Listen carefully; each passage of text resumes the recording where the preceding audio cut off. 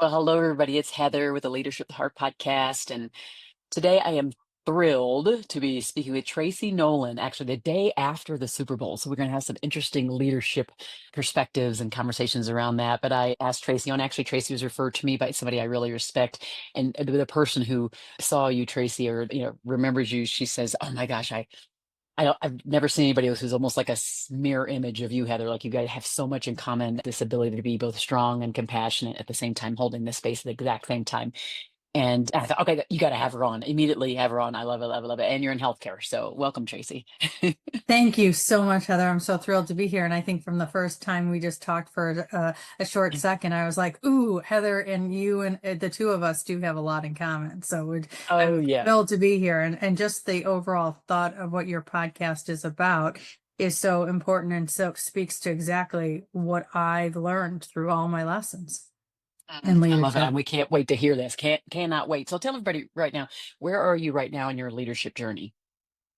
So, Heather, I'm going to take you back for a minute. Like I did never really thought I would be in corporate America. Never did I think I would hold a position like I do today. I thought growing up I was going to either be a nurse or a school teacher and all that. But somehow, life has a way of taking you on a journey. And my journey has been really cool. I started actually in retail where I fell in love with the idea of taking care of customers, having employees, hiring, firing, marketing, operations. Like I learned it all in retail, which a lot of people think retail, well, that's just selling something, but it really is a great lesson overall. And that journey took me into telecommunications, which I spent, oh boy, probably over 20 some odd years in telecommunications, primarily running operations and sales and working for Verizon. I worked for Sprint. I worked for T-Mobile. And,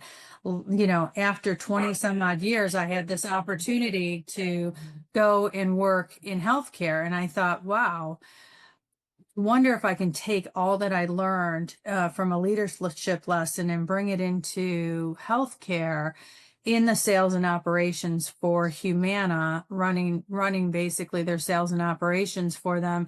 And how do I take such a complicated product of healthcare and make it consumer friendly and inspire and lead a group of, over 4,000 individuals that work for us directly in Humana and over 100,000 agents that are out there today selling, helping achieve better health outcomes for our members, which is primarily the 65 plus Medicare Advantage group. So it's been a great journey because what's fascinating to me about leadership is it's not always about the product, but it's really about the people and the consumer, right? And so I've always focused on the consumer and the employees. And if you can, I say happy employees, make happy customers, right? It all starts there. So that's kind of where I am in my journey and I'm loving it. And I would tell you the other thing that I, am most proud of is the people who I've watched I've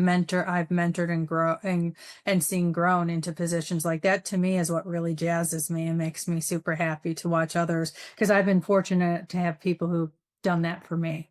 I love that. One of the things that we were talking about before we started recording, and depends on whenever everybody listens to this, but it's still, I think, going to be relevant. But we were talking about the Super Bowl, when we were talking about looking at the two big leaders on the Chiefs side, and I was kind of indifferent on who I wanted to win. So for those who are listening, who are like avid on either side, hopefully I don't say anything that offends you, but I'm just going to put it out there.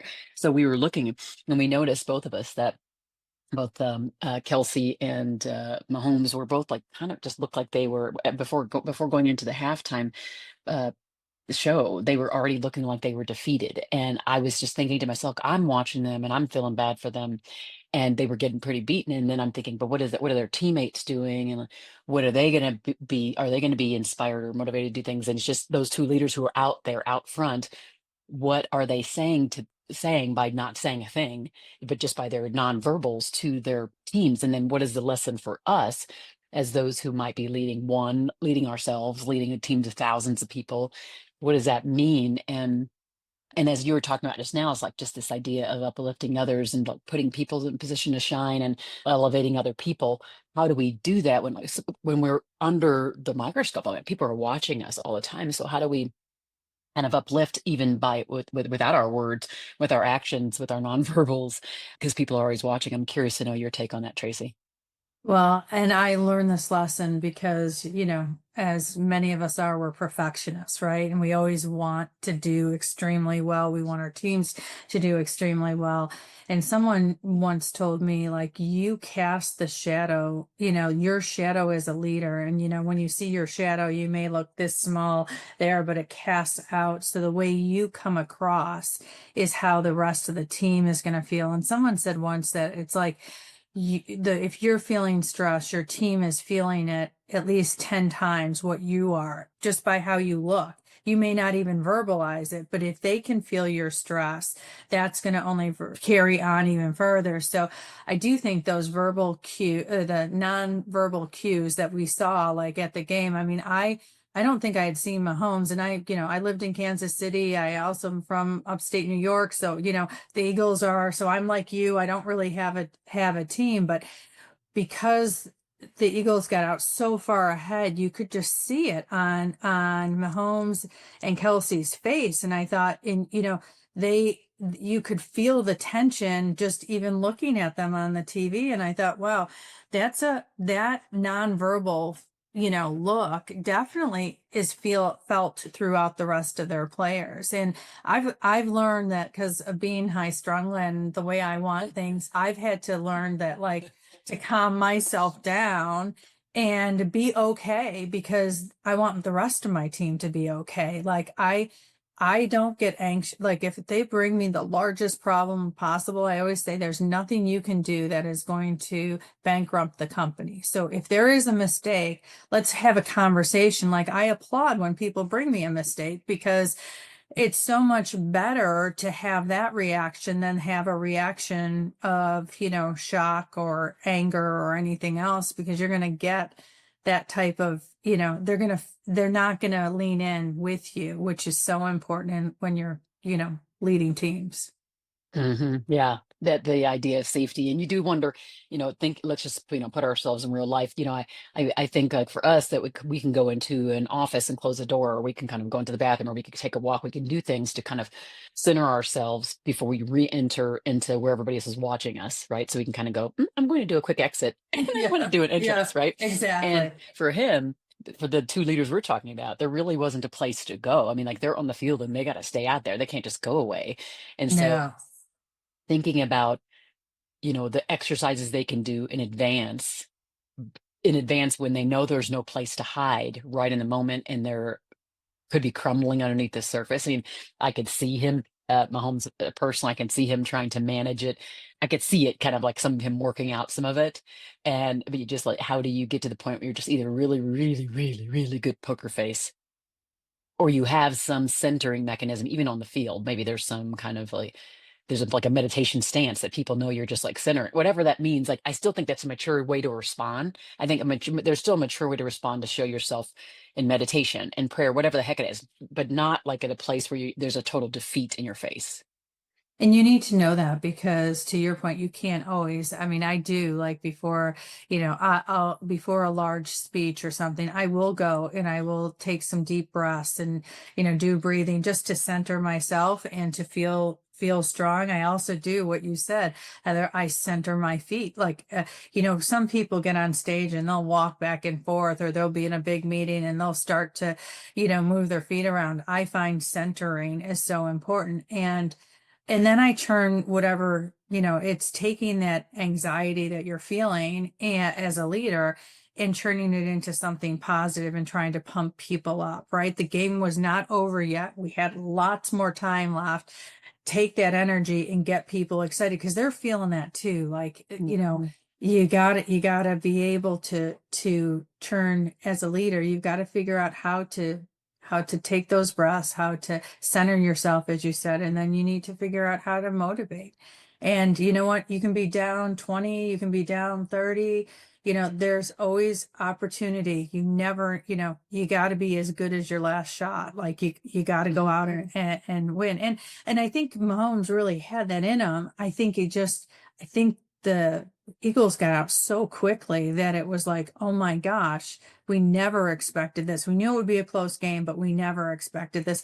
And, that happens in business too. Right when you think that like you're on the right track, you fix something, sometimes it's still broken and you've got to be able to work with the team. I mean, I had to lead a team of 15,000 during COVID that was managing stores across the country. And while we were doing this, Heather, we were also merging with T-Mobile.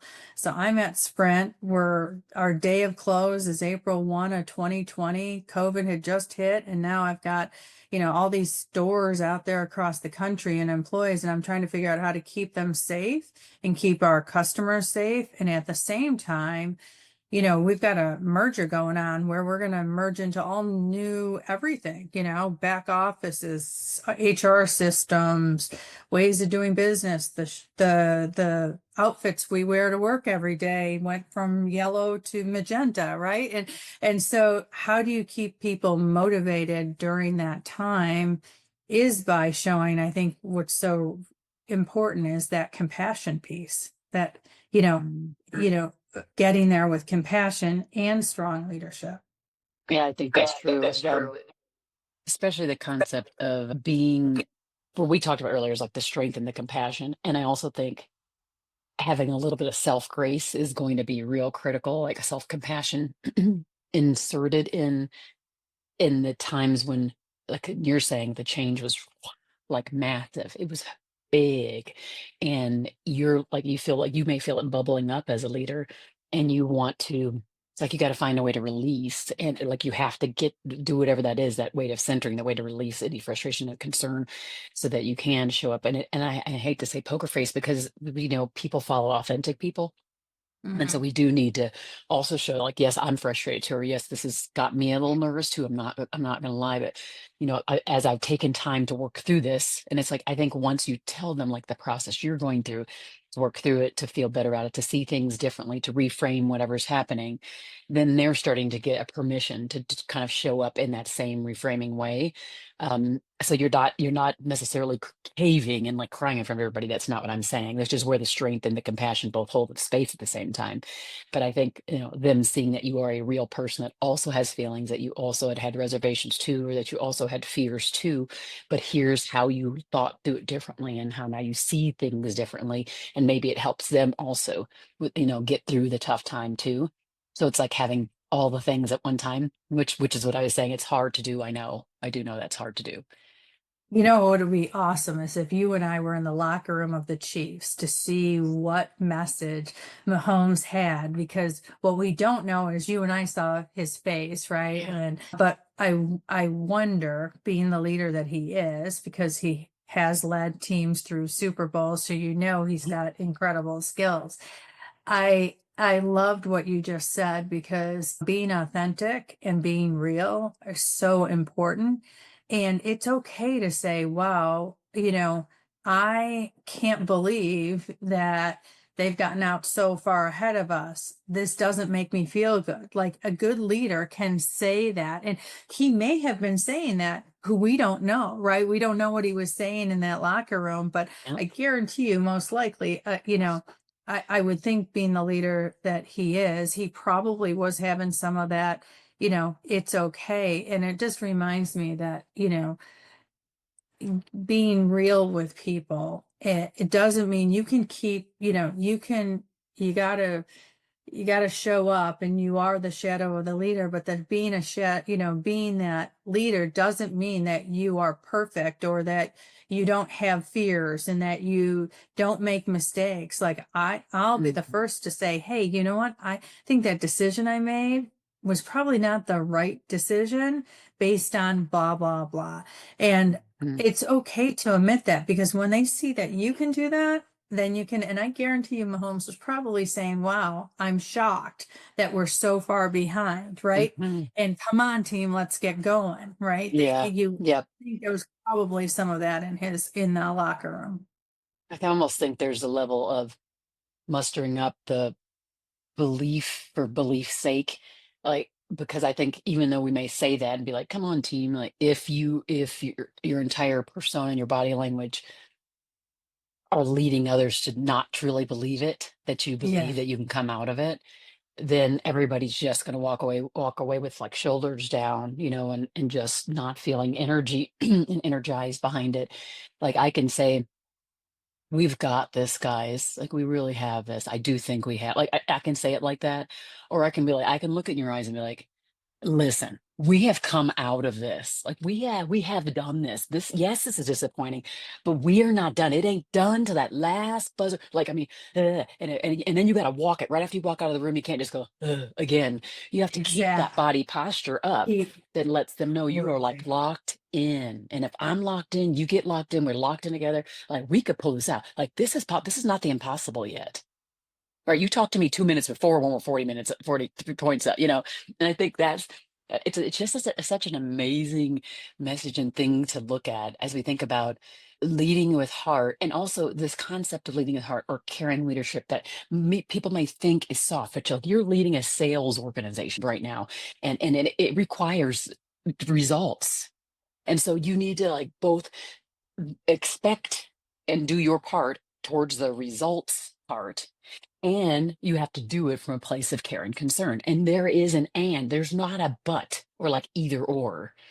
It is both of them that can exist at the same time. And I want to like smack people around when they're like, well, we've already over coddled our people. We've done Mhm. already the soft side. We've already been inclusive and heard their voices. We've already like all that. And it's like, okay, number one, it is not a journey that stops. Like you constantly are on that journey of carrying leadership, which has as a counterbalance this need to expect results and give clear expectations. You know what I mean? And set the mark high. You can be both a successful sales executive or a salesperson or somebody who's in service or whatever it is, and people can know you care about them. It's so true.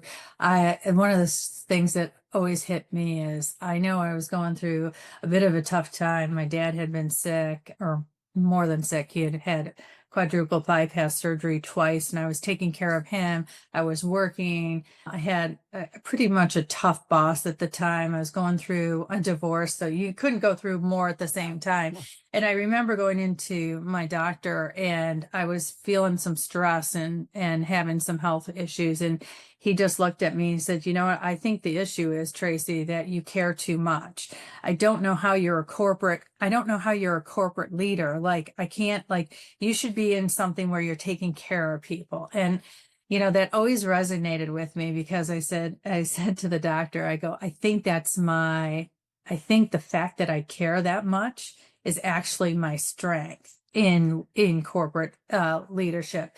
And he just kind of looked at me. He goes, "I don't know many corporate leaders who really care about their people. They're cared about their results." And I said, "Well, maybe you just haven't met the right ones." And it's so funny, because as I've gone through, taking over different organizations, one of the first things I always do, Heather, is like, I want to get to know the people, and I want to sit and I want to, like, I do roundtables every 2 weeks with our, different levels in our organization, but primarily to hear them out. Like, my questions are like, "Hey, if you could change one thing today that would make it better for our customers, for you, for humanity, what would it be?" Like, I want to hear from them. And so many times I found, and I do this all the time, and when I've started a new role and I have new leaders, they all look at me and like, "Well, why are you doing that? We've got our people. We got our people." And I'm like, "No, no, no.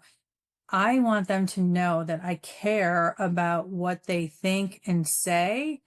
And I guarantee you, most of the time that I do this, I come up with a list of things that are so basic that we can change and make our company better. for that, for not only our employees, but for our customers and just overall results by just listening.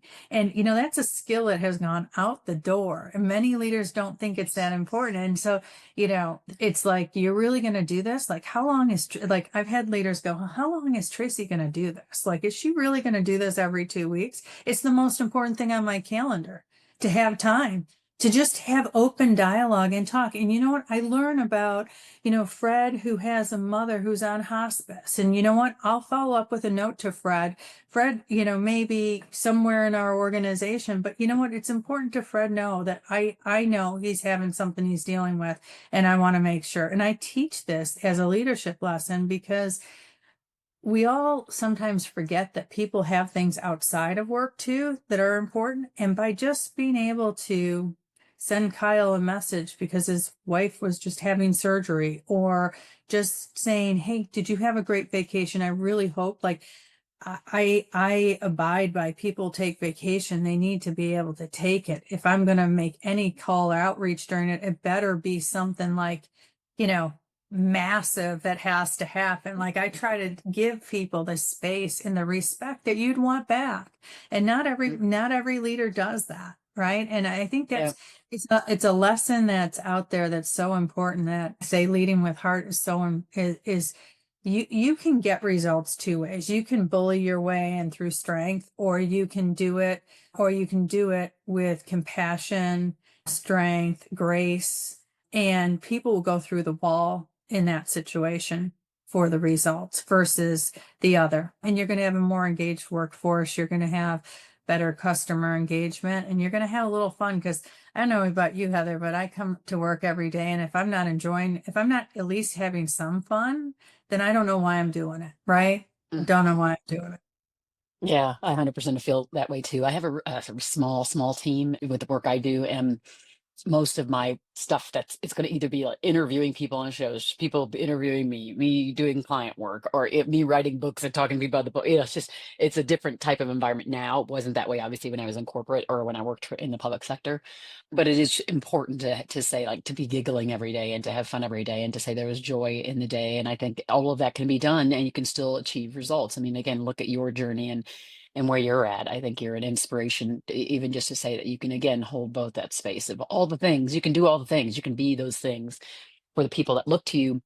And sometimes you may come off, if you have to call somebody in the carpet, like helping them course correct on something where there was a mistake and you've had the conversation, and maybe it's the multiple time you've had the conversation, and now it's time to get like even, much more strong in your delivery. I still think that's care. I think care is there because Right. if you, at the foundation of all the things that we do when we're interacting with people, whether there's conflict there's a time for us to call, to make sure that we help them course correct. If we did the work that you already described, which is meeting them where they're at, recognizing there's things that they're dealing with outside. And so they already know you've got their back. They already know that you care about them. And then when you got to come into the table and say, listen, we've had this conversation a few different times. I'm really concerned. I'm concerned because I know your potential. I've seen where you've gone, and here's where you're at now. Or I'm concerned because I saw your interaction in that meeting. And it was just surprising because I had never seen you be that way. And I'm going, now I want to know what's going on. Like, what's happening with you? Let's talk a little bit more about that. And I can have that conversation and it won't leave them feeling like mad at me or whatever it might be, like really negative, because they know I'm always looking out for them. They've already seen that. I've proven that through the evidence of my actions. And I think that's what's so critical about what you're talking about here. So if you're someone who has that same person, Kyle, or somebody whose grandmother, right, you're talking to the person Mhm. and you come back later and there's something you have to talk to him about that maybe isn't so, like, it doesn't necessarily feel so supportive or so soft or so caring in that initial thing. After that, you've explained to him why you need to have the conversation, he's understanding it, even though it might hurt. I'm not saying it doesn't hurt. I'm not Right. saying people don't walk out with emotions, but after they think about it, they go, well, but Tracy's always been there. She was there with me with my dad. She was there with me over here. And so if she's coming to me with this thing, I better be paying attention because it's serious. And I swear we are so alike. One of the things, one of the things that I find leaders, another miss that leaders do all the time is they don't like to have this tough conversation that you're talking about, right? And then all of a sudden it gets to a point where it's not even a tough conversation. It's hey, something really has happened, right? And then they go into the yearly performance review and they've rated somebody, unsatisfactory, but they've never had that conversation beforehand. How horrible is that for the person? Like you talk about caring.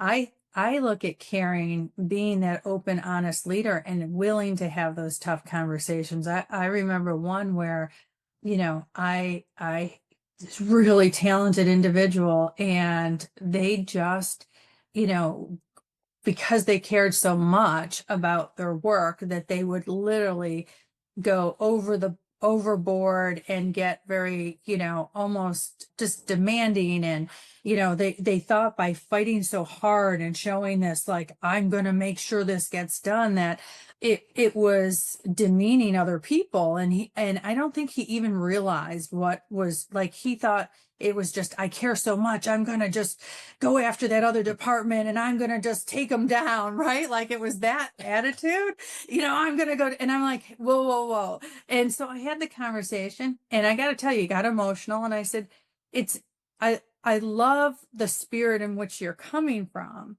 but the way it's coming across is not great from an executive presence, and it's not going to get you what you want. Like, you need to figure it out. And, he said, oh my gosh, I've done this for the last 5 years. I Nobody would pinpoint exactly why I always wasn't getting the exceptional rating, but they'd make a comment like, hey, you need to just kind of tone it down, but I didn't know what that really meant.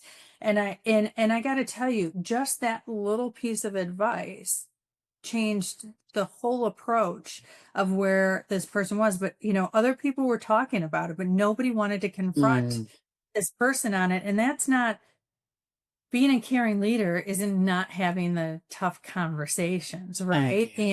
And then I would also say self-awareness. Like, I love feedback. Like, I used to, when they'd say, "Oh, you're going to do a 360 on you, Tracy," and I'd be like, "No, I don't want to hear the feedback." You know what I mean? Like, and then I'd want to make sure I sent it to people or gave them names of people that I know that will give me good feedback.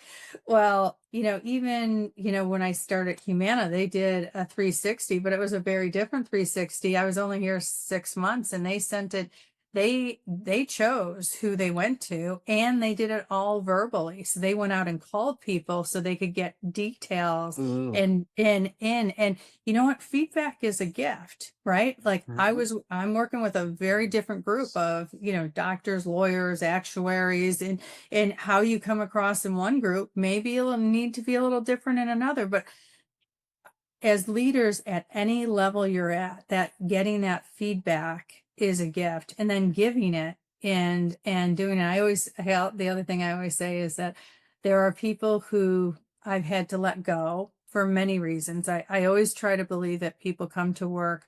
Nobody actually goes to work to do a bad job. I do think sometimes people get in the wrong job, and that is your job to help them understand that, or help them get to a place. But I don't really think anybody comes into a role to do a bad job. And sometimes you do have to go through layoffs. It's not easy. Mhm. But I have people who say after I've laid them off or I've had to let them go, they appreciated me more, Heather, after the fact, because of that I was a caring leader, that I pushed them hard, that, I let them have, I taught them about themselves that other leaders haven't. So, when you talk about a leader with heart, it doesn't mean that you're just all nice, right? Like, Mhm. I Thank you. think a heart, I think it's more that you can be tough, you're fair, you show that caring. Like, I always want to make sure that you're authentic. Like, you can laugh at yourself. Like, you got to laugh at yourself Mhm. too, right? Like, Yep. you're not perfect, and that that you help them learn that. Like, that's, if in my lifetime, if I can walk away with making a difference in others who take on leadership roles, and just they take one or two snippets of something they learned from me, then I'm good. Like then I've Mhm. accomplished what I wanted to do. But caring is not just being nice. It's actually quite the opposite. I love that so much. Like, I'm glad there's someone else that's saying that, And then when you're talking about feedback, and I have a book that comes out tomorrow, my fourth book, and Oh, it's called The Art awesome. of Self Leadership, and it has a lot of the components of what we talked about today on self awareness and the giving and the receiving of feedback, and not trying to be perfect all the time, but understanding like progress. This whole journey idea. I've always thought that was true, because if we continue to think that we're getting to a destination that includes a perfect place, we were just going to always be shut down when it comes to learning from the journey itself, which is where we're revealed, like our brilliance is revealed through that journey. The journey shapes us, and if we allow it to, right? Sometimes we fight it I tooth and agree. nail. And it is It a is. journey because you never like, I think people think at some point you're like, oh, well, I've become an SVP or I've become blah, blah, blah. Like, I actually think I'm taking more classes and learning and reading more now than I probably did even 10 years ago, right? Like, I'm fascinated by learning more. And I also think it, it helps others when when you're continuously learning about what's going on. And let's talk about what's going on out there today between AI and all the changes. The world is going so fast that people are going to get left behind if they try to lead in ways that they've led in the past, tried to do things the way they've done in the past. And we're going to have to try to keep up with it. I'm not sure how we are going to keep up with the way technology and things are changing, but learning is probably the best start or the best option we've got. So, so true. Tracy, I'm so glad I asked you to come on here, because I think that even that last note about us being committed to being lifelong learners, we're going to have to be, like, we have no choice, but we have to be, because yeah, the pace of change in the world and the chaos that's there. And we have to learn to kind of center ourselves, show up as our best selves, kind of like we started the conversation. We have to learn to give and receive feedback to get better, to let the process of being human form us into the bigger, brilliant, more brilliant person that we are just going to evolve into, hopefully, if we let it. Again, fighting tooth and nail Exactly. does not solve anything for anybody. So we need to make sure that we are open to learning and open to the changes around us. So I definitely appreciate you being on here. You and I know we could very well talk for hours and hours. Yeah, I know we that. definitely could. We definitely could. And I hope we get more time together in the future, Heather. Absolutely. Thanks for coming on here, and everybody, thanks for listening to the Leadership of the Heart podcast. Be well, everybody.